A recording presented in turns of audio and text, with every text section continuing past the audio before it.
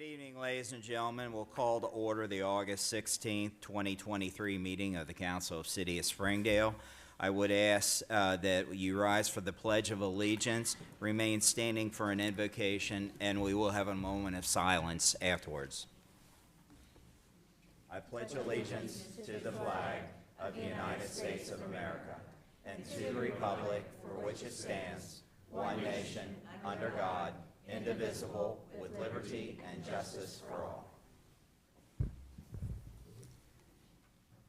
Grant, O God, that all people may come to undertake the work of local government as a vocation and ministry, that they may bring to their work brains that think and hearts that feel, that they may have ideals, imagination, wisdom, and courage, that they may never be enslaved by routine and convention and popular opinion, but ever be upheld by your free will, free spirit. Amen. Amen.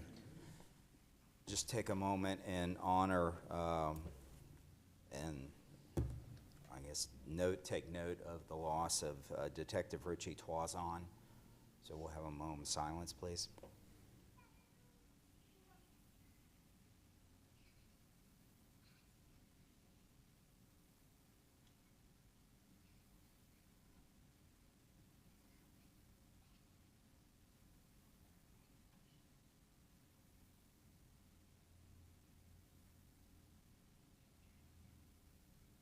Thank you.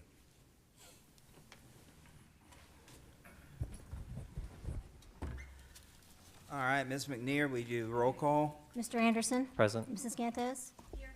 Mr. Hawkins? Present. Mr. Jacobs? Present. Mr. Ramirez? Present. Mrs. Sullivan-Weisskopf? Present. Mr. Vanover? Present. Council, before we get into the minutes, we've got a couple housekeeping items. We're going to switch around here. After we walk through the minutes and approve those, we're going to do the introduction of our new police chief. And then also, we're going to bring the executive session up right after Resolution R13. So with that, we have the minutes of our July 19th meeting before us. Are there any additions or corrections? Move to adopt.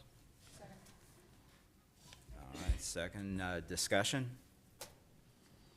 All right, Ms. McNeil, all those approving the minutes as published signify by saying aye. Aye. Opposed? Abstentions? Abstain. Minutes are approved, with 6 affirmative votes. Mr. Yule. Thank you, Mr. President. Before we get into other official reports, we'd like to make a few introductions this evening. As you know, Chief Wells retired back July 5th. The months leading up to that, we knew we were going to have some very big shoes to fill. We ran a hiring process, had that run for several weeks, received a total of 19 resumes for the position.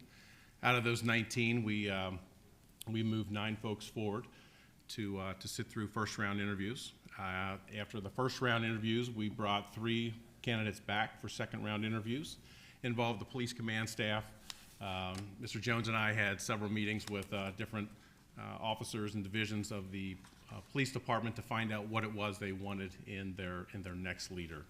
And I'm happy to report that I think we were successful in finding that. But with that, we chose Mr. Thomas Butler to be our next candidate for police chief. Mr. Butler attended the Elder High School, proud graduate of 1986. After graduating high school, went on to the Marine Corps, where he served active duty for 4 years in a light attack helicopter squadron. Upon finishing his duties with the United States Marine Corps, he obtained a position with the Hamilton County Sheriff's Office in their Corrections Division. He attended the Police Academy, maintained his employment with the Hamilton County Sheriff's Office, and that started way back in 1990. So Mr. Butler has a solid 33 years with the Sheriff's Office. He has several certificates under his belt that he has obtained over the years. He's attended the Northwestern University Center for Public Safety. He's attended the University of Cincinnati, the Xavier University Leadership Program.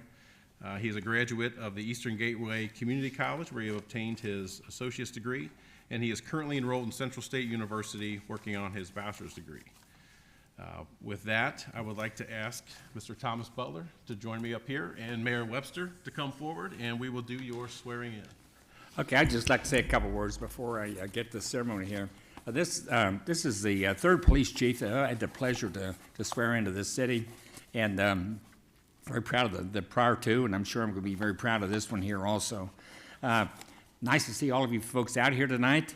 As usual, we never get these kind of people out unless we're raising taxes or putting in sidewalks or naming a new police chief.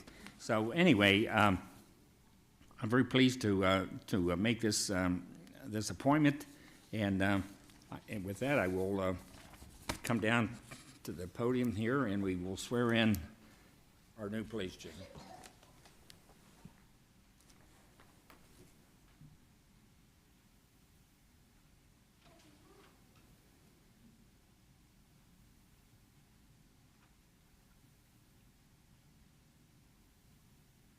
Just got here in a minute.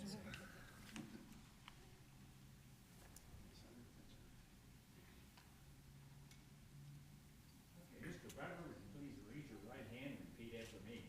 I, in your name, I, Thomas Butler, solemnly swear and affirm solemnly swear and affirm that I will faithfully execute the duties of the office of police chief faithfully execute the duties of office of police chief, and will, to the best of my ability, preserve, protect, and defend will to the best of my ability preserve, protect, and defend the Constitution of the United States of America, the Constitution of the United States of America, the Constitution and laws of the state of Ohio, constitutions and laws of the state of Ohio, the charter, laws, and ordinances of the city of Springdale, charters, laws, and ordinances of the city of Springdale, and the regulations, orders, and procedures of the Springdale Police Department.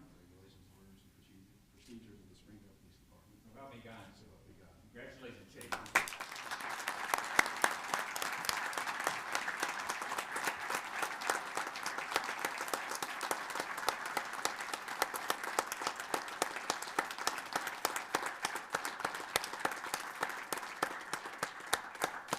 I did the official swearing in my office this week, I told him, I said, that's the last time I'm gonna hold your hand this long. All right, so, right, we're ready. Do you have a badge or? You know, logistics is a crazy, crazy thing. It should be here any day. It's ordered weeks ago, but for now, he's got his lapel pin, and we'll have to go forward with that, so. He's got- well, Okay, you wanna, you may come down with a picture or something, you like? Do some speaking. Sure.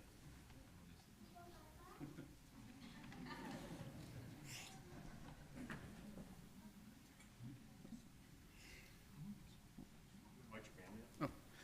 First, I'd like to, all my family, if you all want to make your way down here, please. My wife Tracy, my daughter Alyssa. Unless they're all family, and there's none of Come on, Nina, you too. Alex, Nina, come on. Brody, my granddaughter Everly. Oh, let's see, who else is back there? My brother Jeff. Come on, Jeff. You got my sister Terry, my brother Ed, my mom Wynn, my dad Jeff, my stepmom Chris, my brother Ed. They just keep coming. There you I don't even know half of them. Yeah, Brody, our youngest back here, the tallest. Come on, Jeff. My brother-in-law Matt, and Andy is fiance. Let's see, who else? Come on, Matt and Andy. Spread them all out. I'm running out of room. Lucky you only got to pay me. First, I'd like to thank Mayor Webster and council for this amazing opportunity. The selection process going through with Mr. Jones, Mr. Ewan, Ms. Morgan was first class. As I told my wife, and I've told everybody since day one walking in here, it felt like family. Made my decision very easy to leave the sheriff's office after 33 years of something you know. You're walking into the unknown, but everybody at the Springdale Police Department, which I call home now, is top notch and has made me feel like one of the family. Even though I feel like the high school senior going into a new school in a new city. Some days I'm walking around wondering who the cool kids are and where I should eat lunch at. And the lieutenant here advised me where I can eat lunch at today with all them. So, but I truly want to express my gratitude for this opportunity. For Mr. Yule, I think we have a new motto for our department, Altiora. We're going to strive for the higher things. So I just want to thank you for this opportunity. My friends and colleagues back here, the support I've gotten from the gentlemen and women that I've worked with years out there, it means a lot. Thank my family for their support, because without them, this wouldn't be possible. And to my, thank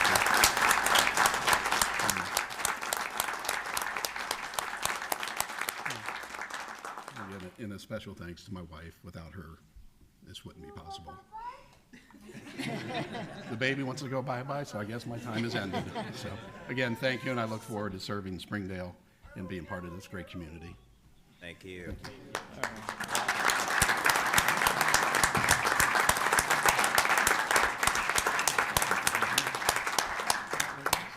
If you guys want to get some pictures with, at least with your wife and kids or whatever. Or you, actually, you guys can do that. Congratulations. Welcome aboard.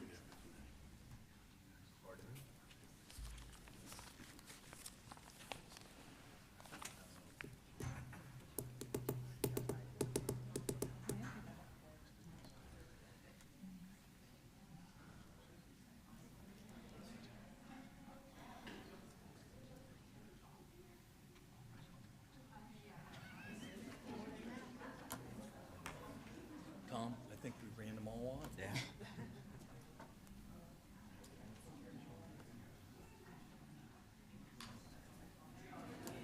So, I'm out in the atrium, and my lieutenant from Trenton shaking hands with Brian. Oh, is that right? Yeah, he says, he goes, boy, it's a good choice for your new chief. And I said, oh, thanks. Have you guys met? He said, John, I went to school with him. I said, whoa, what are you talking about? He goes, we went to school together years ago. I said, you guys know each other? He said, I've known him my whole life. Well, I don't have that connection, you know, right? I left there 5 years ago. I didn't know that. Yeah, I get a kick out of that. And it's a big community, a police community. Yes, it is. There's a lot of huge. Tom Wells would have been here with his wife and at the hospital. Nice turnout.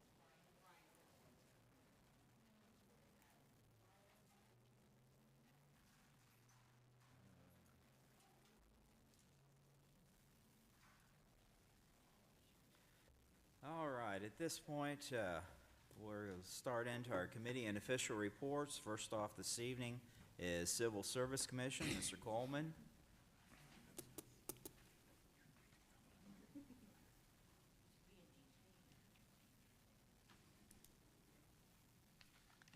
Good evening, Council.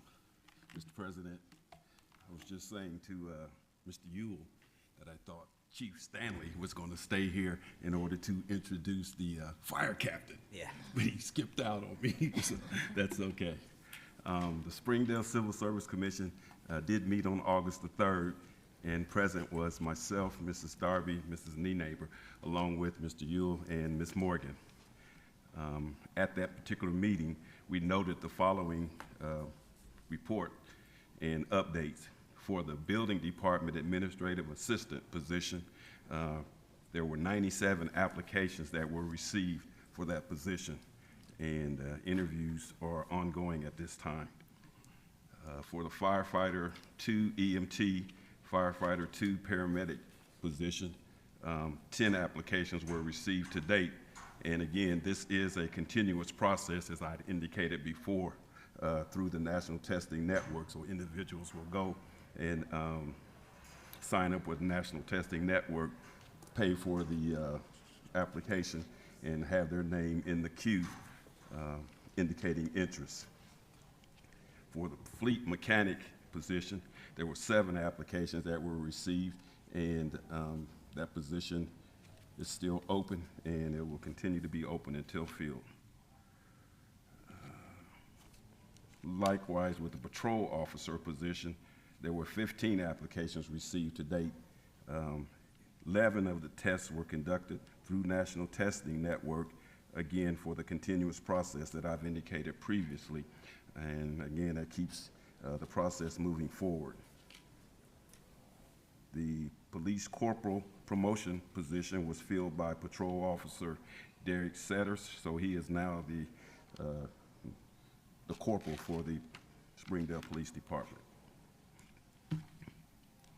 And my last item was that there was a public works maintenance position, and that position to date has received 28 applications, and the applications are under review. And that completes my report. Any questions? Don't see any. I did want to add one thing. Sure. As Mayor Webster indicated, this was his third police chief. And I said, gosh, I guess I've been around a bit too long. Because when I started, it was Jim Freeland. Yeah. Then it was Mike Legge. Then it was Mike Mathis. Yeah. Then Don- Tom Wells. And now we have Mr. Butler. So, It was Don Stamen when I started. okay. Yeah. So again, it's number 5 for me. So Yeah. thank you. Thank you, Mr. Coleman. All right, rules and laws, Ms. Gantos. Thank you, Mr. President. No report. All right, Finance Committee, Mr. Hawkins. Thank you, Mr. President. No report. Okay. Planning Commission, Ms. Weisskopf. Thank you, Mr. President. The applicant did not have all of their information in on time that was needed for the meeting, so it was canceled, so there's no report. Board of Zoning Appeals, Ms. Gantos. Thank you, Mr. President. Board of Zoning Appeals met on July 25th. We had 2 items of business. BZA application 202-30116. The owners of 582 Smiley Avenue came requesting an amended variance concerning the existing gravel driveway. And they actually withdrew their request, so that was the end of that for the evening.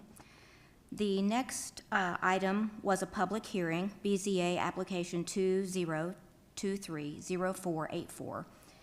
And we had the owner or a representative for the owner at 11100 Springfield Pipe, and that's Maple Knoll Village.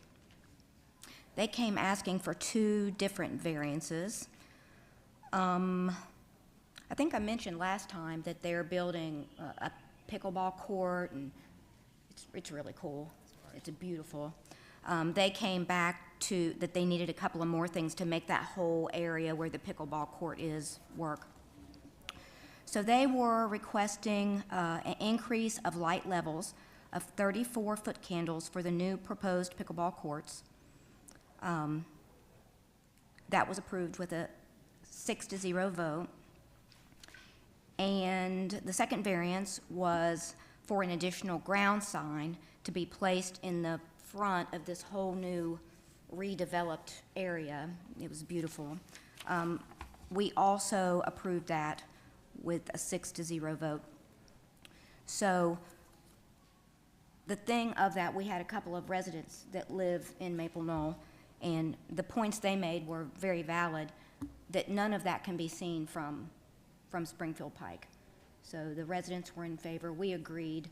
It's so tucked so far back in there, it's not going to be a nuisance or anything to the drivers on the street. So anyway, we were happy to approve both of those variances. Any questions? All right, thank you. That concludes my report. Thank you, Ms. Gantos. Board of Health, Mr. Jacobs. Thank you, Mr. President. The Board of Health is still on hiatus for a couple more weeks, but I wanted to use the opportunity to just give a quick anecdote of the board's activity and the Department of Health's activity in the city. I was driving to work at one point during late July. It was one of those mornings where it's already hot by 7:45 a.m. And as I was headed down the Pike, right there at Pike and Glen Springs, I noticed a gentleman sitting on the bench right there at the corner, at the intersection. He had a large number of belongings, a rolling cart, and I looked at him, I looked to my left, and I see Commissioner Clayton, and I see Mr. Noble in a car. They roll down their windows, and I said, "Hey, how are you doing?" And Mr. Clayton relayed to me that he was headed to talk to that gentleman. He had some water for him. He gave him a pamphlet of community services. And it's just another example of what that local health department can do. And I've said it before, I hate to be redundant, but just to find anybody to say a county level health department could provide that kind of service. And so, you know, and they were, Johnny on the spot is the way to say it. And I just wanted to relay that to the community so they know what their health department is up to. Thank you. Thank you. Capital improvements, Ms. Gantos. Thank you, Mr. President. No report. Okay. OKI, Mr. Anderson. Thank you, Mr. President. OKI is still on its summer schedule and resume meetings next week, or next month. Okay. Mayor's report, Mayor Webster. Thank you, Mr. President. I'd just like to congratulate all of us on making some great decisions about the summer schedule. It worked out very, very well. We didn't, well, yeah, I did miss coming to these meetings, I have to admit that. But anyway, that's behind us, but I think the summer operating schedule worked out very, very well. I've got, haven't had a whole lot going on this summer, although I did have some vacancies on some boards. And on the 14th, I circulated a memorandum to all of you telling you that Stephen Brooks will be joining the Park and Recreation Commission, filling the unexpired term of Lorenzo Cook, who moved out of the city. He and Tanya moved down to North Carolina, I believe, south of North Carolina. But anyway, Stephen Brooks is a former member of the board, former coach. He left the board because he moved out of town. And now he's back in town, so when I called him, the first question I had is, how long are you going to stay, Stephen? And he assured me he's going to be here for a while. So anyway, Steve will be joining the board at the coming meeting. Also, Scott Harangues will fill the unexpired term of Mary Jane Brooks, who also moved out of town. Scott and his wife, Marcy, are very involved with the city. I think they have 3 young children, three or four? Three? Okay. And I know Scott is going to embark upon his coaching career here very shortly. He's going to be coaching soccer. Marcy, is, as we all know, is the Easter Bunny for the Easter egg hunt. So they're very involved with the youth in the community. Final appointment was to the Board of Zoning Appeals to replace Michelle Miller, who moved to the Planning Commission. And I'm pleased to announce a fellow by the name of Larry Weiner will be taking that position. Larry Weiner is a resident of Springdale, has been for over 17 years. He has a bachelor's degree in political science and a minor in business from UC. He is a collections specialist for Citibank for the past 17 years. He also has held 7 security licenses in his previous employer with Fidelity Investment. So I think he'll be a good addition to the Board of Zoning Appeals. And that pretty well concludes my report. Thank you very much. Thank you, Mayor. All right, Clerk, Council, Finance Director, Ms. McNear. Thank you, Mr. President. I have the general fund for receipts through July 31st, 2023. Based on our net receipts budget of $24.123 million, we have received $14.412 million.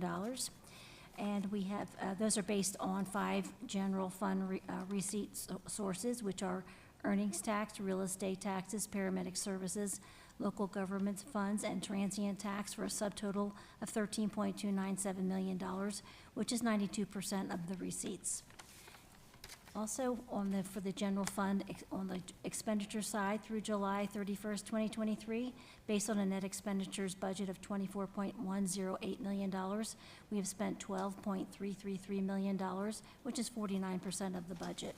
And our general fund ending balance through July 31st is $8.704 million. And that concludes my report. Thank you.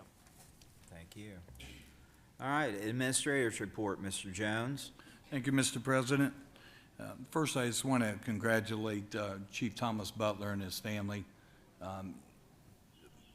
Mr. Yule shared with me, he said, you wait until you see the support, not just from Springdale, but from outside jurisdictions come in. And it was amazing. And in fact, we received a phone call from Tom Wells today, our former chief, who wanted to be here, and he had an emergency come up. So really looking forward to working with our new chief. Mr. Coleman, I just share with you, your you're right, but we have the date down as 9/6 as our swearing in as the new captain for the fire department. So we moved it around a little bit. We thought we shouldn't put it on the same night here, so, but you're staying on top of that stuff. Quickly, pool and concession stands will be open on weekends 12 to 8 through September 4th. Registration for winter sports start on September 1st. Junior Olympics this Saturday, August 19th, starting at 10 a.m. This is a free community event.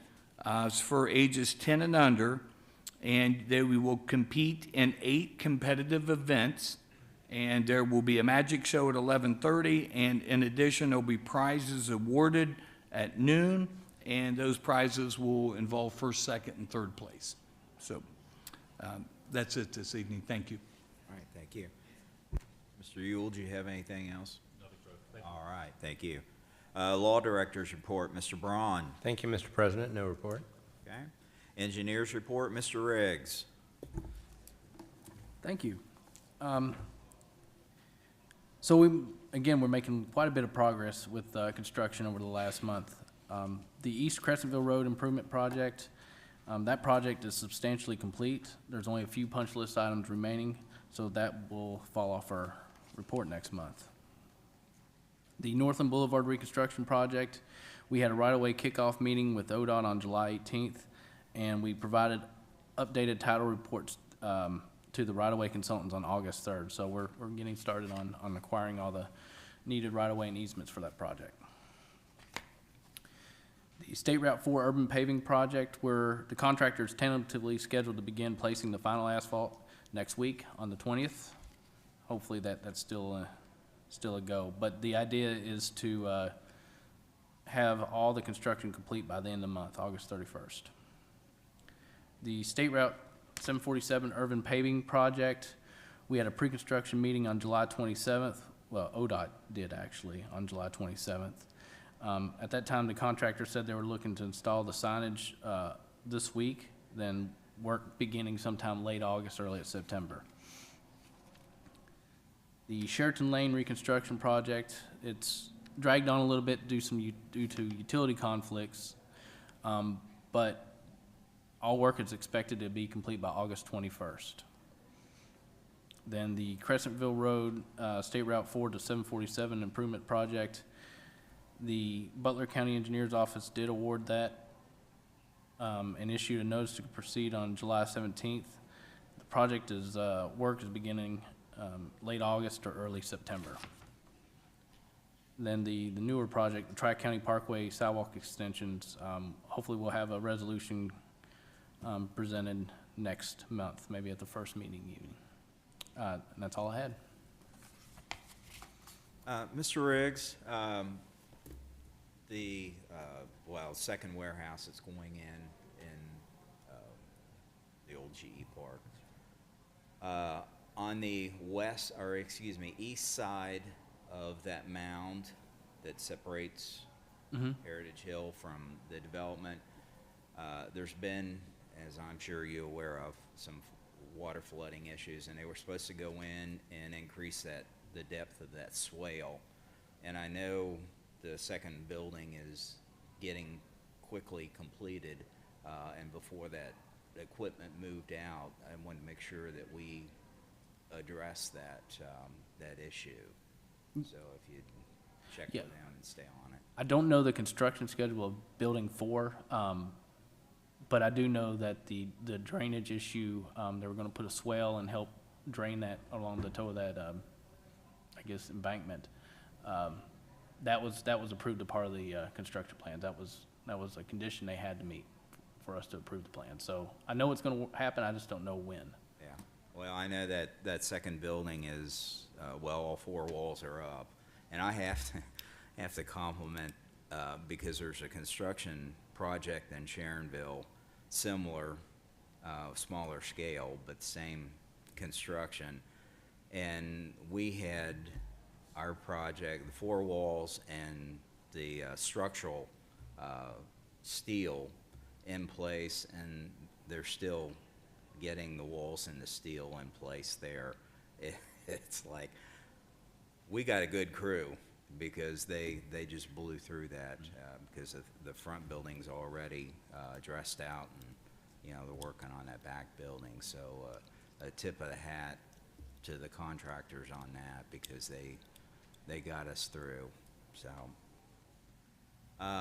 Ms. McNear. Thank you, Mr. President. Mr. Riggs, do you have any information about the restoration of the lawns on Springdale Lake Drive from the Fiber debacle? I do not. I can talk with Public Works and see if they've heard anything more about the restoration plans or schedule, but 'Cause we had a block party this weekend, and I can tell you there were a whole lot of unhappy people. All the places where their holes were dug for the underground wires to be fished through. Everyone's yards have dropped several inches to a foot, and where they did seed, we didn't allow them to seed our yard, but the people who did allow seeding, there's 18 inches of weeds grown. We bought our own topsoil because they didn't come back and put the topsoil in as promised. But we've had to do a lot of our own work, which is, you know, it's an atrocious situation that, you know, they put the people in the neighborhood in to have to pay to have their own yards, you know, refinished. And it's, there's a lot of very unhappy people. And I thought it was pretty humorous that a couple of weeks ago that Fiber has already sent salespeople up there to get people to switch to that service. And I would be shocked if anybody in the neighborhood would switch after they've cut all of our, you know, our cable lines, and, you know, the Wi-Fi has not been working for weeks and weeks. They cut the gas lines multiple times. They cut our irrigation system. They cut someone else's irrigation system. So a lot of very unhappy people up there. But I would appreciate knowing when and if they plan to do any restoration. yeah, I'll follow up with Public Works and get back to you. Thank you. Ms. Weisskopf? Thank you, Mr. President. I actually have a question for Ms. McNear. Did anybody call Alta Fiber themselves, or did they just complain and not go to the actual people? Like, do you know if, 'cause I'm trying to figure out how many times Alta has been contacted about this, because it's their problem. That's why I was trying to figure out who has actually gone to the source. Let me answer your question with a question. Yeah. How well do you know me? Oh, I know you. That's what I wanted on record. I want to understand. I want everybody to understand, like, what the direction is. It's not on the city, it's on Alta. So that Well- people understand that there is a difference. And I have told the neighborhood that, you know, Yeah. people in the neighborhood to make sure you call them, but I can tell you that one day there were 12 trucks in my yard. And the Duke supervisor was in the street with me as he was showing what they did to my yard. But yes, the Fiber was there, the Duke supervisor was there. There were several other people there trying to figure out what was going on. The fire department has been on our street nonstop every time they cut the lines. It got to the point that they cut Spectrum's line so many times that they reran a new line and they left it above ground because they cut it so many times that they were out there constantly. So I know several people had called the various utilities. I think they called the city multiple times too. So I can't say that everybody did that, but everyone I spoke to, I told them to call Fiber. And whomever they called, I told, if their gas line was cut, I told them, you know, to call Duke. I gave them the numbers that I had.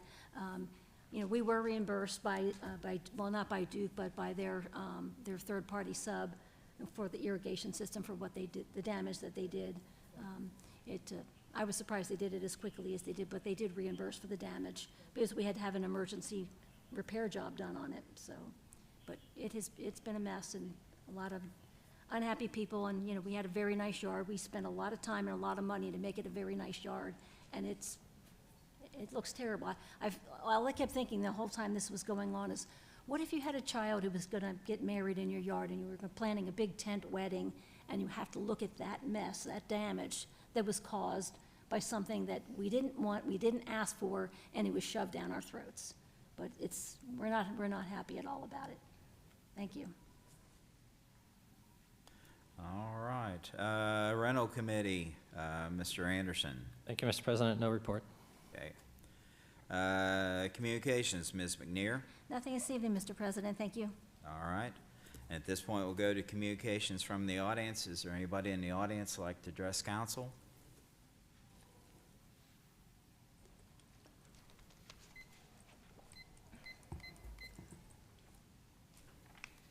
Hi, my name's Kathy Utrecht. I live on Noose Avenue.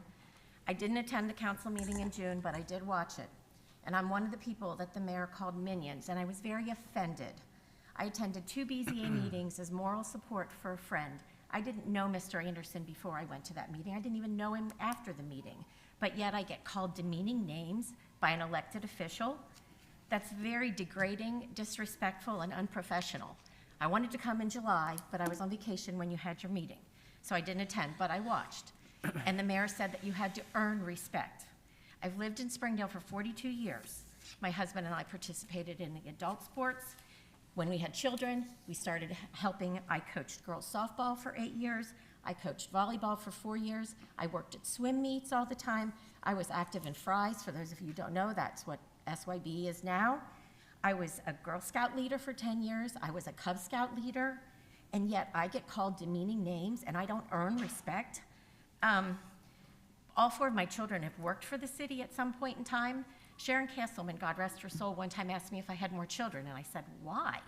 She said, because I know if I hire your children, they're going to be here every day, they're going to work, and they're not going to be a problem. My question is it really okay for any elected official to call their constituents, their residents, demeaning names? And what do you expect us to do to earn respect? Because I feel like I've earned respect in this city.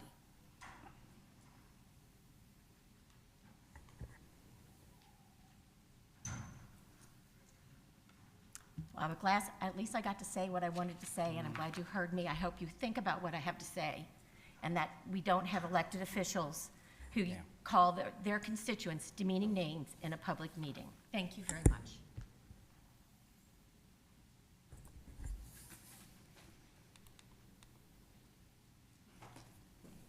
Still in communications? Second call. Mr. Coleman. Thank you, Mr. President. This is for probably the Board of Zoning Appeals, and I may be off base with that, but again, I would direct it to Ms. Sullivan Weisskopf, and I would say, for the benefit of the general public, are you able at this time to comment on the status of Wawa? Thank you, Mr. President. Thank you, Mr. Coleman, for asking. I reported last month that our meeting before, the June meeting, Wawa had come, and they had asked about the location, DJ Sports Club, so Chi-Chi's, Perkins, which was everything after that. That area, all of that entire area, and then like a little strip of the city property also, correct? Just a little strip. They were purchasing all of that, Wawa was. Did they, last I heard they were closing, so I hadn't heard anything past they were closing, but we were told, and we voted unanimously to have Wawa come here, and they will be at that location on the corner of Route 4 and Glen Springs, right across from like BP and the Wimbledon Plaza. So everything that we have, that the city has been told, and everything that we have approved says Wawa, yes. That's the update I can give you. Great. I've been asked the question several Sure. times, and I certainly want to be able to comment, and I think my response would be, as far as we know, we're still on their radar. Yes, yes. Okay. I always hate to say that because there are some people that come to Planning Commission, and we give them permission to come into Springdale. We say, yes, come, build, come, be here with us. And then either financing or something else happens, and then they don't come. And then that makes us feel bad because here we've promised something that doesn't come through. But we can only do what we can do. And as long as companies like Wawa and other great companies come to Springdale, we're going to welcome them with open arms. Great. Thanks for that response. Thank you. Still in communications?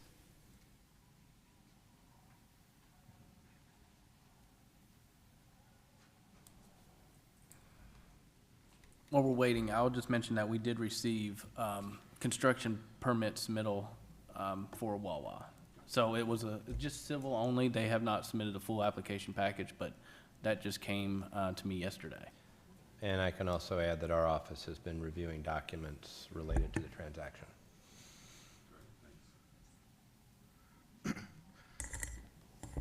My name is Kevin Huff. I live on Elk Ridge Drive. First, I want to apologize to Mr. Huell and Mr. Jones. I used them in an example last month without their permission, without their consent. They didn't know what I was going to say, and it wasn't fair to them. I used them in an example, so I apologize to you two gentlemen. My next question, in reviewing the meeting minutes from 6/7, I found something that was missing. How do we go about getting that fixed in the record? You mean like a transcript type issue, like it's, Yeah, you saw it on video and it's not on the? Yeah.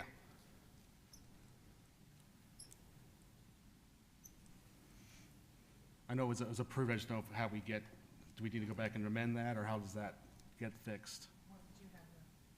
Yeah, under page 7, under communications from the audience, as Ms. Wells was walking to the podium, Mr. Vanover commented, it's hard to put sand back in. And his microphone was on, and it was clear, it's clear on the recording, but he made that comment towards Ms. Wells, and I'd like that to be in the record as a comment made against Ms. Wells. Well, first off, I did not make the comment to Mrs. Wells.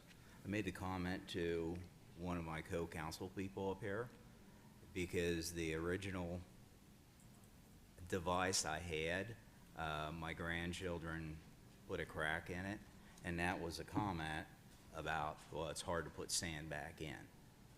So that has no bearing on the minutes, and our minutes are summation. They're not a word for word, correct, Mr. Braun? That's correct. I was going to add that they're not a direct transcription of every word that's spoken. It's just supposed to give people a general idea of what occurs.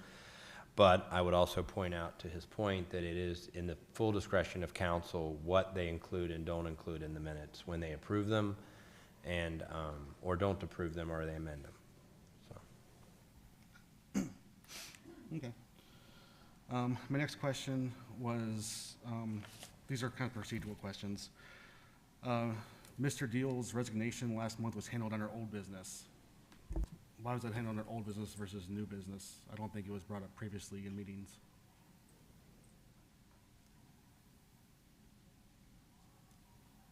Excuse me, is the microphone working? I can't understand you, Kevin. Are you talking? I can move, is this better? Well, say something. Is this better? A little better, yeah. Okay. I never heard your question either. Okay, I'll try and yell. I was curious why Mr. Deal's resignation was handled under old business and not new business. It hadn't been brought up previously in meetings, so wouldn't that qualify as new business, not old business?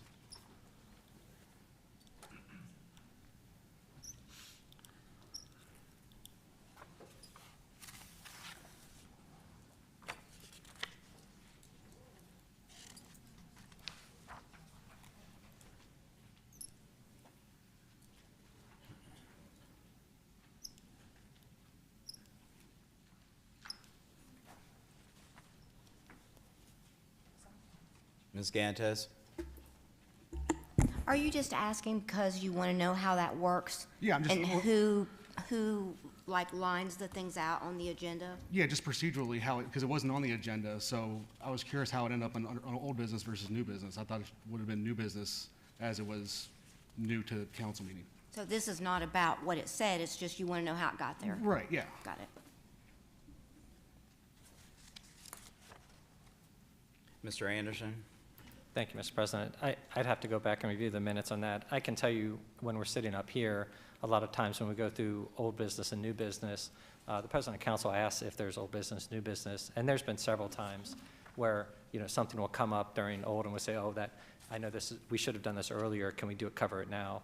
So it might have been recorded in old business, but I think, at least in the ones I remember, sometimes that happens. I don't know if procedurally that makes a difference, at least from a process standpoint. It's just a way for us to keep things in order. But I know that Mr. Vanover has been gracious in letting us go back and forth when we need to so we can get the business of the city done. So procedurally, if there's something ahead of time, council always can send things to Mr. Vanover or administration to add them specifically on there, so remember it. But then as a procedure, Mr. Vanover would call, if you see, he'll ask, is there any old business or any new business? And then he'll take a beat and look. Sometimes we're a little slow to hit the button, so maybe that was one of those times. But procedurally, that's what happens. Unless I'm mistaken, that's how it's always been the times I've been here. So, but in terms of, I would defer to Mr. Braun on if there's an issue with that. If we took care of something and it got put in the wrong category, he's never advised us that we needed to go back and fix it. But if there's a procedure thing, we rely on Mr. Braun for that. Ms. Weisskopf? Thank you, Mr. President. I did pull out my agenda from last month, and it didn't have it listed, so it was a thing of, does anybody have this, does anybody have this? I don't remember it offhand because it was like a month ago, so I have a feeling it's something like what Mr. Anderson said, because that does happen a lot. It's very possible. We said old business, and then we were going in, or it might have even been going into new business and thinking, getting ready to do it, who knows? But yeah, on here, it does not have him listed at all, so it was something that was brought up that somebody knew of at that time and brought it up. But it's certainly up to his discretion as the Yeah, presider for if he absolutely. allows it. He could certainly prevent it if he wanted to, but we've always tried to be open when trying to conduct city business. I guess the precedent had been set that this was, appointments are usually a resolution. Just curious why this wasn't handled as a resolution. This was handled as just kind of a voice vote. Mr. Braun? Thank you, Mr. President. I can respond to that. Had I known that that would have been done, I probably would have drafted a resolution, but we always have the discretion to do appointments by a voice vote. So I think the answer to that is because one was not drafted, we did it by voice vote. Okay. You'll see there's one tonight on the agenda that's typed out, and I think it was purely an accident. But there's nothing wrong with doing appointments by voice vote, just so you know. We're not required under the charter. Okay. My last set of questions, first, Ms. Ganhouse, can I confirm with you that the BZA case 2023016 for 582 Smiley is now officially closed? The applicant withdrew their application, so they kind of put it into that conversation for that particular application. But of course, if they reapplied, we would talk to them about it again.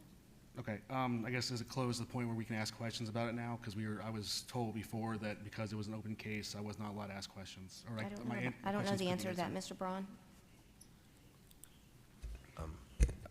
I think procedurally you can. There's nothing pending before the city, so any questions you might ask, I don't know what the questions are going to be. They could be hypotheticals. To the extent it's something that we can answer, it might actually be a better question to ask the Building and Planning Department individually, but I don't know what your question is, so. Okay. My Wait a first minute. question. Mr. Hawkins? Thank you, Mr. President.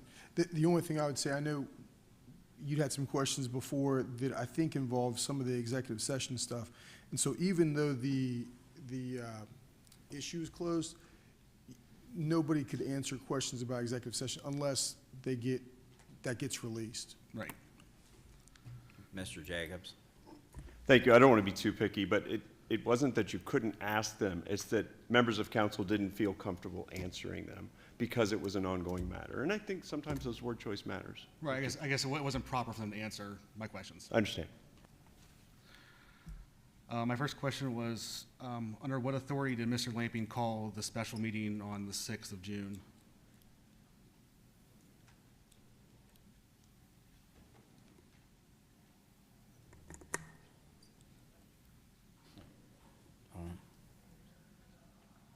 Mr. Anderson? I mean, you're at a council meeting, so I can answer as a council person my perspective, but you're probably going to, the answer you're looking for is probably going to have to come from administration. I can tell you from my perspective as the chair of the board, I was advised by Mr. Braun that it was a lawfully called meeting, and I was permitted to continue. I verified that before the meeting was gavelled. We had a conversation, and that's what we covered. So the information I had going into the meeting was the way that it was called was legal, and we were allowed to proceed. The authority I would defer to council. Okay, 'cause I did reach out to Mr. Lamping and never received a response from him. I reached out to Mr. Lamping and asked him the same question. He never responded to me. He was on vacation last week, was that last week? It was probably about 2 months ago. My next question is, under what authority did the BZA overturn the ruling?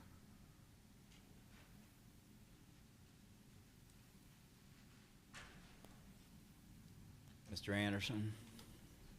Thank you, Mr. President. Everything that we have that's available publicly in deference to what, as Mr. Hawkins mentioned, things that happen in executive session, we are not able to comment on. Everything that was available publicly is in the minutes, and the recordings are available for you to review. And I know as part of the motion, we mentioned the authority. Okay. And sorry, I don't mean to be evasive. I'm just saying the sum total of the information that's available is right there in recording, and rather than have me try to remember it, I would just defer to that recording. Okay. My last question is, my public records request yielded no written procedures for the BZA. So I'm wondering if there are the procedures, and if not, how do we have procedural deficiency if there's no procedures that are written down for us to follow? Mr. Anderson? Thank you. And if you want to talk outside of council, I'm happy to go through these with you separately too. I know we haven't had a chance to talk in months. The procedures, as we mentioned when you asked this question several months ago in council, are largely outlined through ORC, as Mr. Braun, I think, had answered last time. One thing that did come out of that, and I think your questions prompted it, is city administration actually prompted BZA to establish a committee, a subcommittee, to try to take a look at that to see if we need to add some more procedures, since that's largely a citizen-driven board. It'd be good to have some reference material, and we thought that made a lot of sense. So hearing that feedback, I think administration had asked us to do that. BZA in our meeting last month discussed it, and since then, I believe Mr. Greaves had agreed to head that subcommittee for BZA. In our next meeting, we'll appoint some people. We're still waiting for, we have a general idea of the things we want to put together, but that's not a 1 week project. That's going to take probably several months to put together some material to help new people coming in. But in terms of what are those procedures, it's ORC, and that's where we rely on Mr. Braun to help us when there's questions. Most of that stuff that goes to BZA, it's the same stuff most months, so we follow the same procedure, and a lot of it's written down for us. It continues to change, and we try to get better each time we make a mistake or learn something new. So you notice on the last meeting, if you reviewed the BZA, now we have Mr. Braun pre-drafting our motions, for example, and you'll see that they're a little bit more robust than they used to be. So you can draw whatever conclusions you want from that. But since we had those challenges, now our motions are much more robust. So it's things like that. But I hope that answers your question. I'm not sure specifically what you're looking for. We follow the same procedures every time. We rely on ORC and legal counsel when there's questions. Okay, yeah, I had asked them for a written copy of them, and if they're not there, that's fine. And if they're going to be coming forward, it's even better. I'm glad we're fixing a loophole that we had.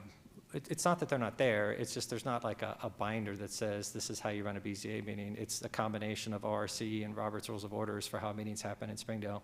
We've been doing these for as long as the city's been around. So. Okay. I guess I find it a little frustrating that we overturn something on procedure, but no one has procedures to say this is what we overturned it on.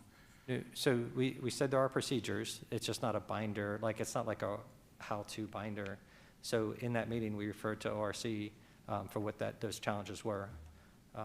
So when you say procedural deficiencies, I think that was the word, it just meant that as part of that review, we identified some things we need to do.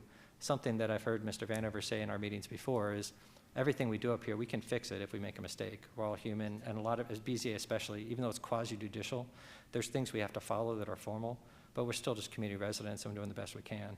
And when we make a mistake, or if we make mistakes, we try to fix them in that moment.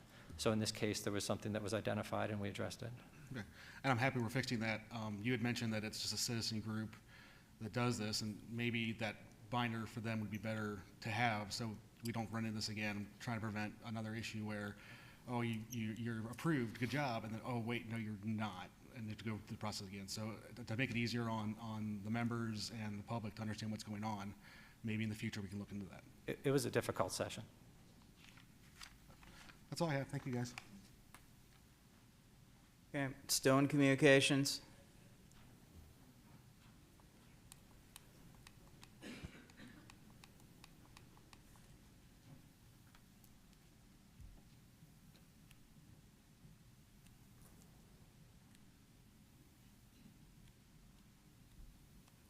Hello, my name is Katie Wells, and I live on Bernhardt Court. I just wanted to come up here today after this meeting and a few other meetings and ask that, is it normal and is it in the charter or the rules that everybody on the dais can just not respond or answer questions?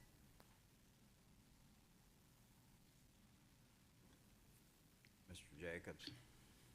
I'm not speaking for anyone else. I've been here a relatively brief amount of time. And this is a larger generic answer to your question. When a resident comes up with a question that doesn't involve me, in other words, I don't disrespect a member of the community. Number one, it's not my responsibility to answer that question, and I don't even know what I would say. I might be disappointed. I'm sorry that this resident had to come in and speak to us about that. I respect what that citizen has done. But on the other hand, I'm not involved in that confrontation that developed. So sometimes it's just not my ballgame, and I don't even know what I would say.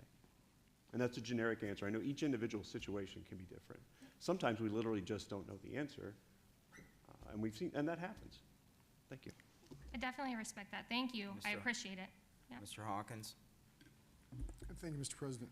Yeah, along similar lines as Mr. Jacobs, there's some things that are said or asked of the dais, and they may not be things that directly pertain to an individual or even a group.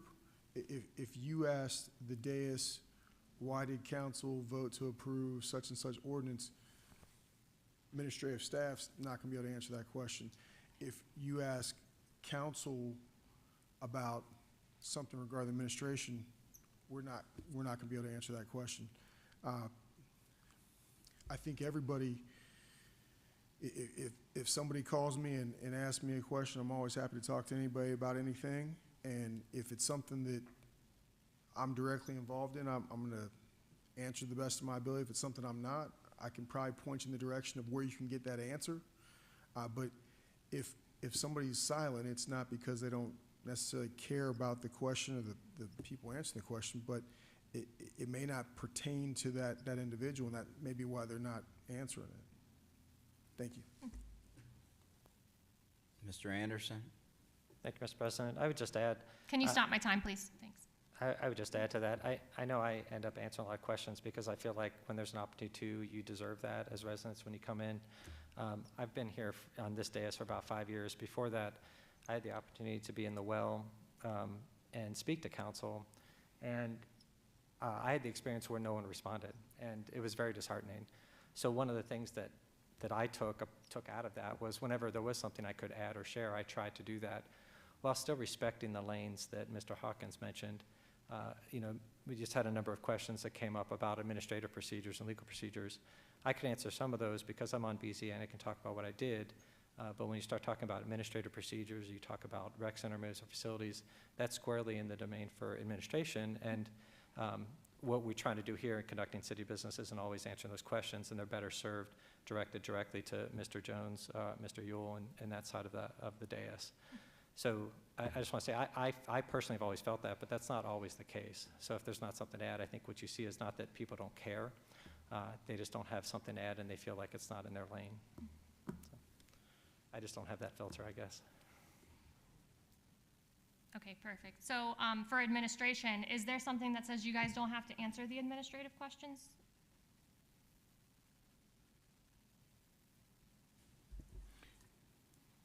Mr. President, if you're asking questions to us that there's a better venue to address those in, for example, in our office that we're in, generally speaking, 8 to 5, we don't want to play that out on the floor of council.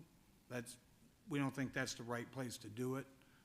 This is a council meeting. They're conducting business. They have a set agenda. We'd prefer to handle those things in our office. Okay, a preference too, but there's 2 audience communications, so I'm trying to understand it better. Is there a list of discussions that we're allowed to be asking that we'll get responses of so we don't waste your time any longer? How do we know what is going to be allowed to be answered here?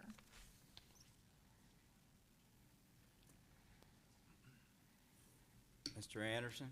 Thank you, Mr. President. I don't think it's a question of being allowed to answer. I think you'll find, one of the reasons I like that our council has two communication sections. One is directly before ordinances and resolutions, and one is directly after. And that tells me something anyway, at least it used to before I was up on the dais, is that the communications before is an opportunity for you to share your opinions for anything that won't have a public hearing attached to it.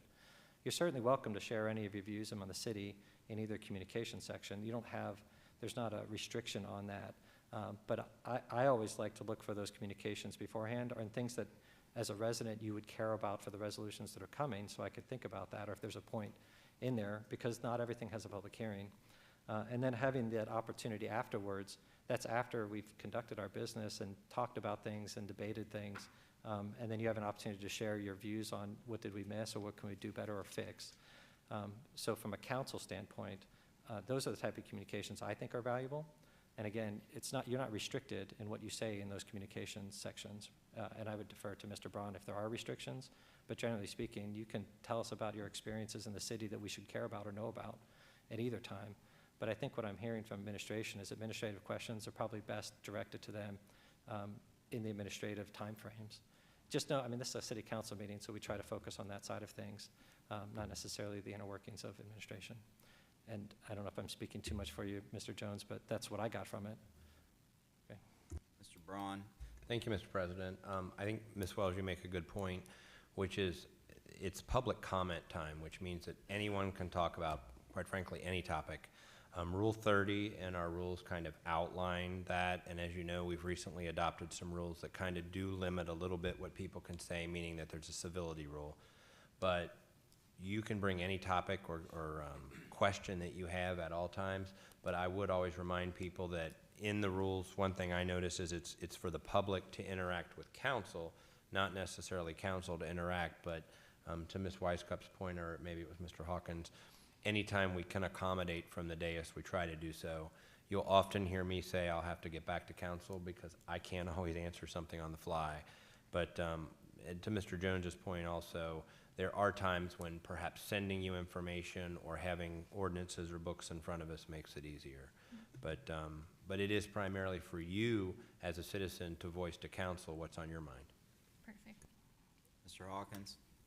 Thank you, Mr. President. And that's basically where I'd go with it. You've got the ability to come up and speak on any of the city issues you want to. You do have, residents do have 2 opportunities to come through and speak to issues. And we referenced this sort of before. There have been times where a resident or a business owner comes through, has a question, concern, comment. If folks on the dais aren't aware of that in advance and have been able to research that issue, they may not have that answer, or at least be able to give a well-thought and investigated answer. And so usually most residents that have come through and have asked a question or had a concern, usually it's been followed up with by members of council, administrative staff. And so if there's a question or problem or that doesn't happen, please feel free to call and contact, and we can follow up on it. Some of the questions that come up, the biggest part is if it's not something that we can answer at that time, we might not be able to answer it, but usually you're gonna get an answer at some point following up with that if you don't get one at that time. So I don't want people that may be at home watching think, well, someone comes up, says, hey, I've got people speeding on my street, and nobody does anything. That's really not the case. Usually folks are gonna go follow up, and then they'll follow up with that resident or that individual and give them some feedback regarding it. And sometimes someone may come back and say, hey, I asked about this a month ago. Sometimes we have people on the dais say, hey, somebody asked about this a month ago, and maybe it hadn't been publicized, and we have, Mr. Jones or Mr. Yule say, yep, we addressed that. We got a speed camera there, or we talked with that individual. We've taken care of that. So it's fine to ask the questions. It's just not always, we're not always going to have the answer at that time. But you should get answered. No one should sit here and think they're speaking into a vacuum and they never get a response. Mr. Ramirez? Thank you, Mr. President. Just my opinion as well. I don't speak that often, but If it doesn't concern me, that's why you're not hearing anything. But, you know, these questions that you come up with, some of them are vague, and there's really no correct or wrong answer. We have committees, we have people, residents in the city, we all sit together, we make these decisions, and we bring them forward. If you don't like them, it's hard for us to say why, because we had a committee of people come up with this decision. So any one person can't decide for the whole group what's right or wrong. That's why, like Mr. Anderson said, that, you know, it's all of us together speaking yes or no on an ordinance, a variance, or whatever that might be. I do appreciate the residents coming in. I know Kathy Uchuk, I've not seen her before, and I appreciate her thoughts and ideas. And we all have them, and it, you know, it takes a lot to put aside the time and put something together to come in. We up here have our, we're citizens as well. I know Mrs. McNair was speaking about her issue in her front yard. You know, and that's well and good. We're all residents. We want to hear from you and see what we can do about it. But Mr. Huff, sometimes he brings up vague questions and there's really no, this is why, like this wording was missing out of a certain paragraph. So us as council people, we don't write the minutes. We speak them. We hopefully we get your input as well on here and they're recorded. And if there's issue, administration is here every day of the week. They're here Monday through Friday. And they're open. I've called them myself. They're open to, if you have a question or concern, email. I have an email. Everybody here has an email. If you have questions, we're willing to answer. We want to make everybody happy in the city. It's just, you know, we can't do everything. So I appreciate you coming in, though. Thank you.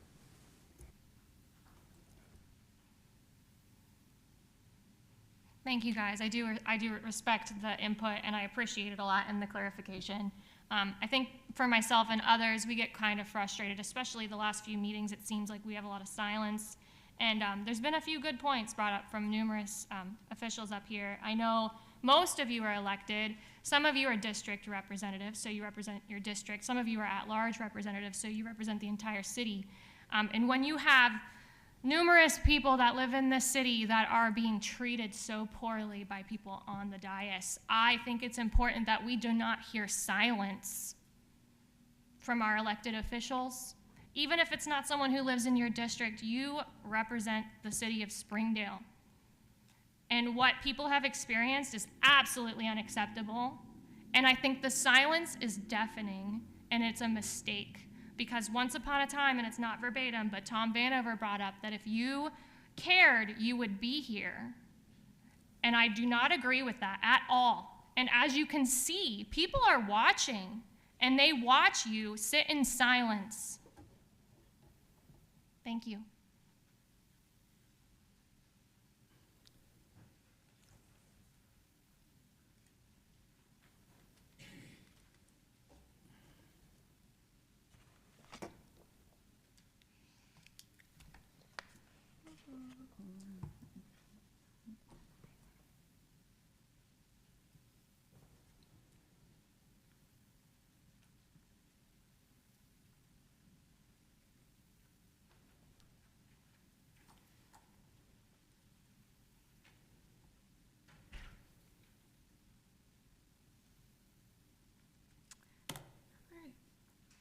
Good evening. My name is Megan Chapman, and I live on Vista Glen Drive.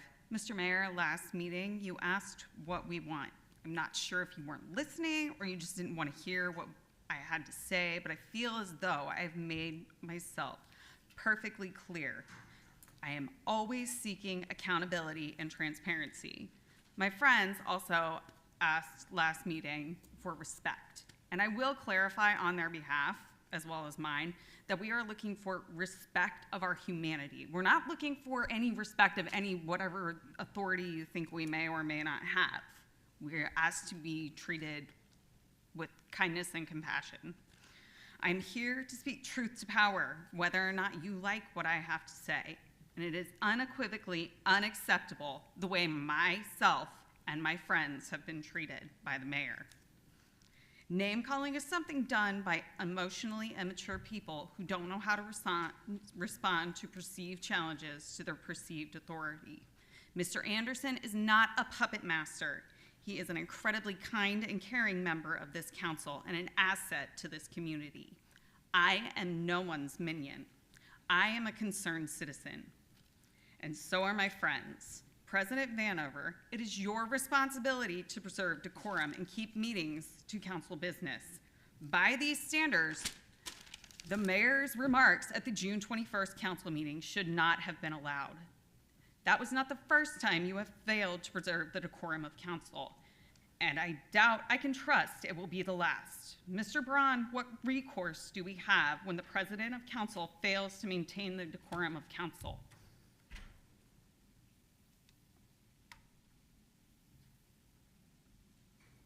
Nothing? Mr. Braun? The president of council runs the meeting, so, and council regulates itself.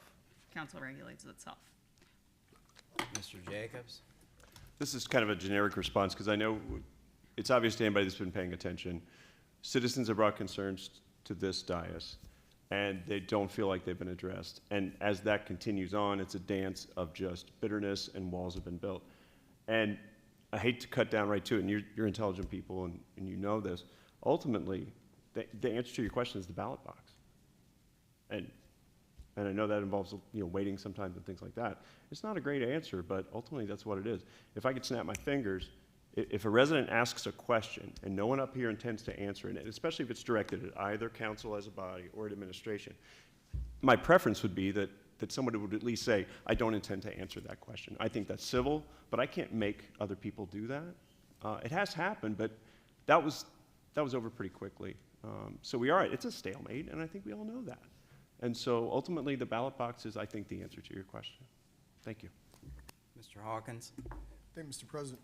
And the only other thing I'd add is we did do some things with regard to amending rules to make sure that some things are clear, to make sure that some things are clear in terms of whoever the president is and how the meeting is presided over, things that are highlighted to say, hey, got to make sure this does or does not happen, trying to make sure we have some constraints. We've seen some different things in terms of visual time cues they're put in place. So there have been some things that have gone on, particularly over the last 18 months when there's been a lot happening, a lot of discourse in council meetings, to try to effectively manage that situation with still making sure that people have the opportunity to come and speak and give input, and that everybody can do so in a way that's respectful and efficient. But as you heard from Mr. Jacobs, that's the ultimate way that you change and manage things. Mr. Jacobs, as you so clearly pointed out, I am quite intelligent, and there is another route. And Mr. President, please consider this notice of my intent to gather signatures for your recall. Have a good evening.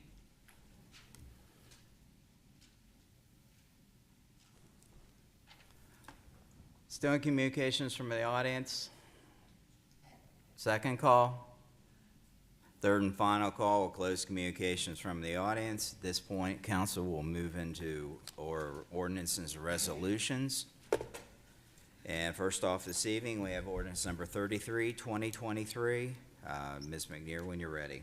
Ordinance number 33, 2023, an ordinance reducing and recertifying special assessments levied for the purpose of constructing certain improvements related to the Victoria development and declaring an emergency.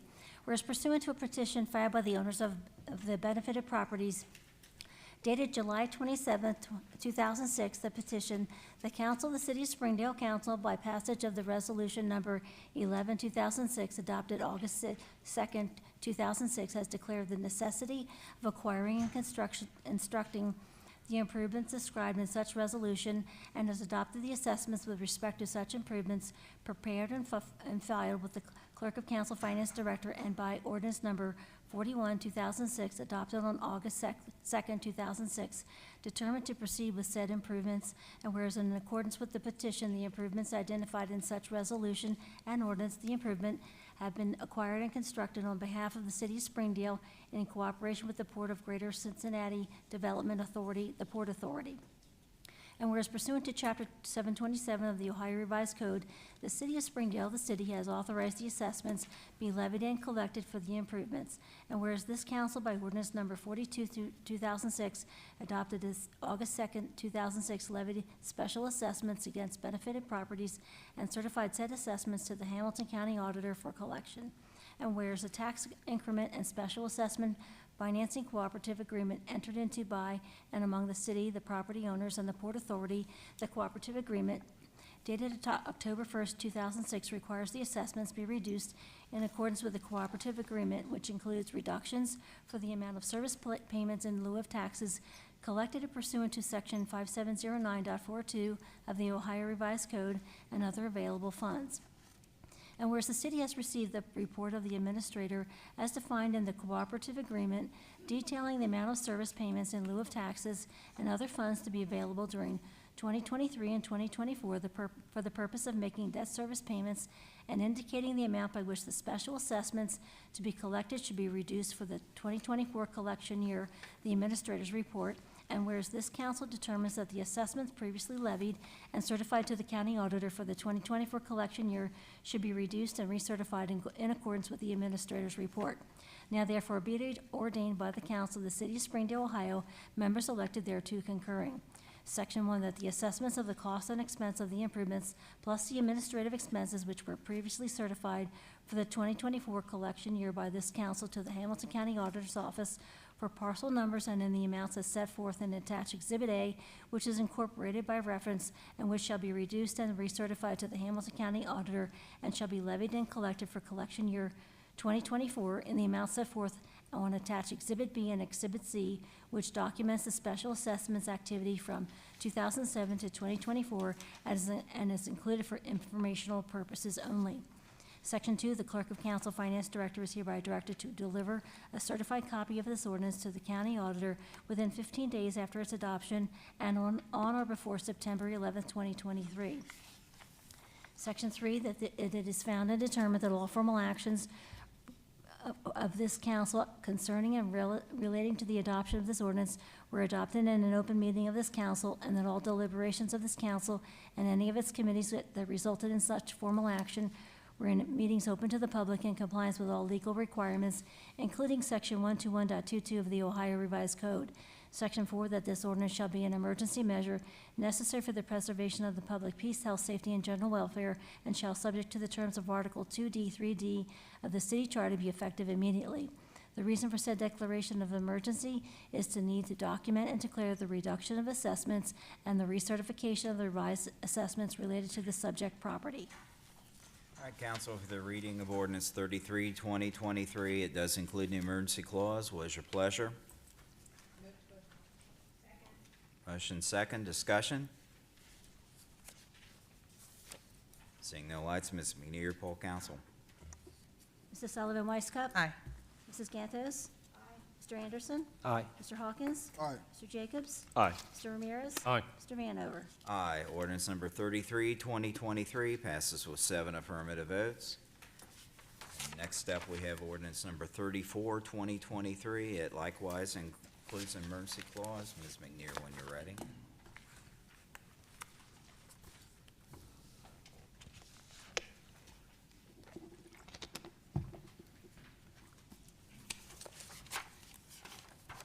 Ordinance number 34, 2023, an ordinance enacting and adopting the 2023 S-25 supplement to the Code of Ordinances of the City of Springdale, Ohio, and declaring an emergency. Whereas the City of Springdale contracts annually with the American Legal Publishing Corporation to prepare and update to the Code of Ordinances of the City of Springdale, Ohio, the City Code, to reflect changes and ensuring that the City Code is in compliance with recent revisions to the local, state, and federal laws. Now therefore be it ordained by the Council of the City of Springdale, Ohio, members elected thereto concurring. Section 1, that the 2023 S-25 supplement to the Code of Ordinances of the City of Springdale, Ohio, as prepared and submitted by the American Legal Publishing Corporation, a copy of which is on file with the Clerk of Council Finance Director, who certifies that the codification, renumbering, and rearrangement in book form is correct, is hereby adopted and incorporated by reference as set forth herein in its entirety. Section 2, council hereby finds and determines that all formal actions relative to the passage of this legislation were taken in an open meeting of this council, and that all deliberations of this council and of its committees, if any, which resulted in formal action, were taken in meetings open to the public in full compliance with applicable legal requirements, including Section 121.22 of the Ohio Revised Code. Section 3, this ordinance shall take effect on the earliest date allowed by law. Section 4, that this ordinance shall be an emergency measure necessary for the preservation of the public peace, health, safety, and general welfare, and shall, subject to the terms of Article 2D, 3D of the Charter, be effective immediately. The reason for said declaration of emergency is to enact and adopt the 2023 S-25 supplement at the earliest possible date to ensure immediate compliance with revisions made to local, state, and federal laws since the last update.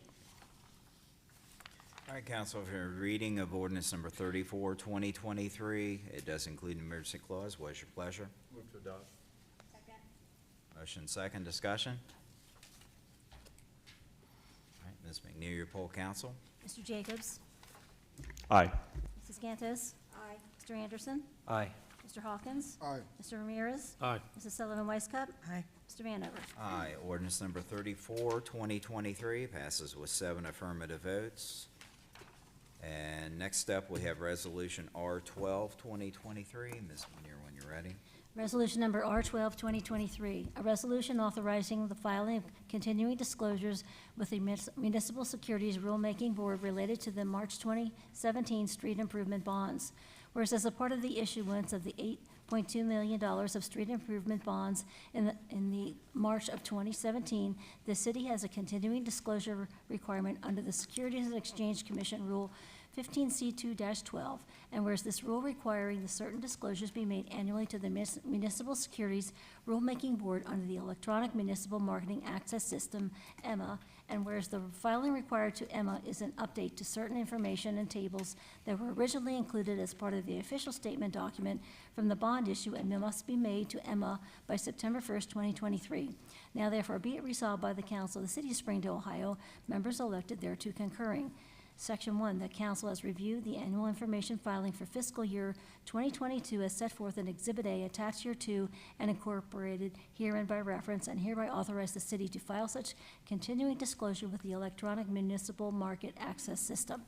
Section 2, that this council hereby finds and determines that all formal actions relative to the passage of this resolution were taken in an open meeting of this council, and that all deliberations of this council and of its committees, if any, which resulted in formal action, were taken in meetings open to the public in full compliance with applicable legal requirements, including Section 121.22 of the Ohio Revised Code. Section 3, that this resolution shall take effect and be enforced from and after the earliest period allowed by law. All right, council, have heard the reading of Resolution R-12, 2023. What is your pleasure? Motion second, discussion. Mayor Webster? Just a little background on this. I think this is pertinent that we have this on the agenda tonight, since our engineer gave a report tonight about Sheraton Lane and Ray Norris Drive, that project's pretty well wrapped up. That was part of the original package here.